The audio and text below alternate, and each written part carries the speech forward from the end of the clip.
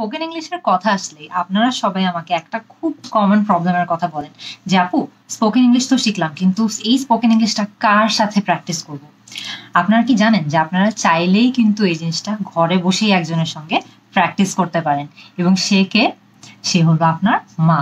এবং মাদের সাথে কথা বলার থেকে বেটার আর কি হতে পারে, রাইট? তো আপনারা কিন্তু চাইলেই স্পোকেন ইংলিশটা আপনার মায়ের সঙ্গে আজকে থেকেই প্র্যাকটিস করা শুরু করে দিতে পারেন।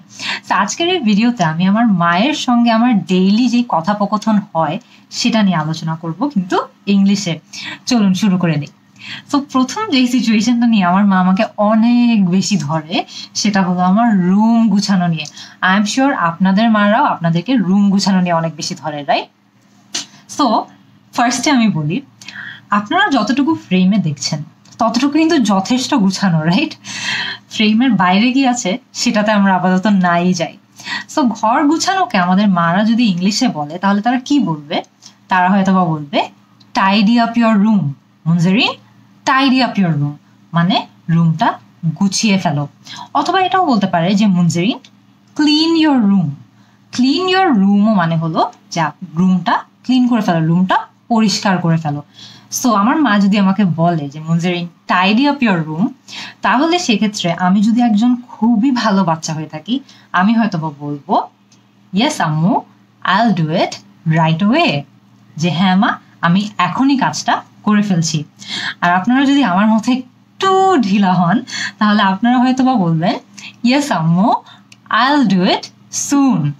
আইল ডু ইট সুন বলতে আপনি মিন করছেন যে হ্যাঁ আম্মু আমি খুবই তাড়াতাড়ি করব, কিন্তু হয়তো বা আমি এখনই করব না। সো আপনারা কোনটা বলবেন আমাকে কমেন্ট সেকশনে জানান। এরকম কিন্তু আরো অনেক সিচুয়েশন আছে যেখানে আপনি চাইলেই কিন্তু আপনার মায়ের সঙ্গে ইংরেজিতে কথা বলা শুরু করতে পারবেন। সো দ্বিতীয় সিচুয়েশনে যেখানে আমার মা আমাকে সবসময় ধরে সেটা নিয়ে আমরা এখন কথা বলবো। তো আরেকটা যে জিনিস নিয়ে আমার মা আমাকে সবসময় ধরে সেটা হলো আমার বিছানা গুছানো নিয়ে। উনি আমাকে বলে Munjerin make your bed. Make your bed মানে হলো বিছানাটা গুছিয়ে ফেলো। সো এখন দেখেন ইতিমধ্যেই কিন্তু আমি ভালো বাচ্চা হয়ে গেছি, রাইট? সো আমি কি উত্তর দিব? আমি উত্তর দিব ইয়েস আম্মু, I'll do it right away, যে হ্যাঁ মা আমি এখনই কাজটা করে ফেলছি, আমি এখনই আমার বিছানা গুছিয়ে ফেলছি। গতকালকে ইফতারের আগে আমার মা আমাকে বলেছিল Munjerin clear the table. Clear the table মানে কি জানেন? যে টেবলে অনেক জিনিস আছে, জিনিসগুলো সরিয়ে ফেলো, টেবলটাকে গুছিয়ে ফেলো। So clear the table. এখন টেবলটা ক্লিয়ার করার পর ঠিক ইফতারের আগে আগে আপনারা কি করবেন? আপনারা সব প্লেট, চামচ, গ্লাস সব সেট করে ফেলবেন, রাইট? এটাকেও কিন্তু আপনার মা আপনাকে ইংলিশে বলতে পারে। সেটা কিভাবে বলবে? Munjerin set the table. Set the table মানে হলো প্লেট, স্পুন, গ্লাস সবকিছু আমরা টেবিলের উপর বসিয়ে টেবিলটা সাজিয়ে ফেলি। So set the table. কিন্তু আপনি তো এখন ভালো বাচ্চা হয়ে গিয়েছেন, রাইট? সো আপনি কিন্তু আপনার মা কিছু একটা বলার আগে নিজে থেকেই কাজটা করার জন্য অফার করবেন। সো আপনি কিভাবে অফার করবেন? আম্মু I'll help you set the table. I will help you set the table মানে আমি তোমাকে সাহায্য করব টেবিলটা সেট করে ফেলতে। এরপর ইফতারের পর আমার মা আমাকে বলেছিল ওনাকে প্লেটগুলো ক্লিন করতে হেল্প করতে। সেটা সে কেমনে বলেছিল জানেন? Munjerin do the dishes. অথবা আমার মা হয়তো এটাও বলতে পারে wash the dishes, rinse the dishes. এই তিনটারই মিনিং কিন্তু সেম। তিনটারই মিনিং হলো যে প্লেটগুলো ধুতে বা ডিশেসগুলো ধুতে আমাকে হেল্প করো। কিন্তু আপনি কিন্তু এতদিনে ভালো বাচ্চা হয়ে গেছেন, আপনি হেল্প করাটা নিজে থেকে অফার করবেন, মাদেরকে কিন্তু বলার সুযোগটাই দিবেন না। তো আপনি কি বলবেন? আম্মু I'll help you do the dishes, I'll help you wash the dishes, অথবা I'll help you rinse the dishes. এই তিনটারই মিনিং হলো আপনি আপনার মাকে সাহায্য করবেন প্লেটগুলো ধুতে বা ডিশেসগুলো ধুতে।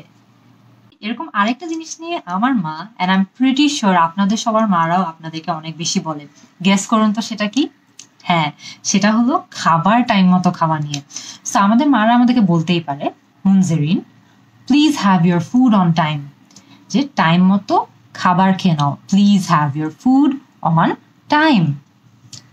সো আপনি যেহেতু এখন ভালো বাচ্চা হয়ে গিয়েছেন আপনি বলবেন ইয়েস মম আইল have my food on time, বা ইয়েস আম্মু I will have my food on time.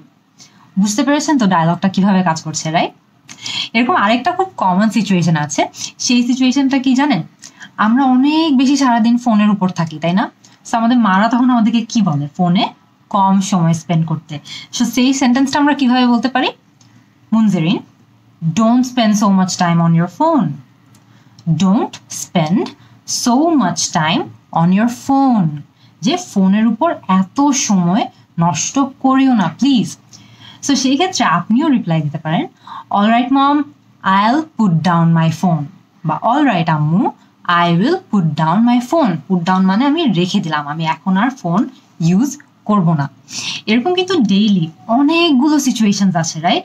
যেই সিচুয়েশনগুলোতে আমরা আমাদের মায়ের সঙ্গে আমাদের রেগুলার কনভারসেশনগুলো ইংলিশে করতে পারি, তাহলে কিন্তু আমাদের সবার ইংলিশ ইমপ্রুভ হবে, আমাদের স্পোকেন ইংলিশ আরো অনেক বেটার হয়ে যাবে, রাইট?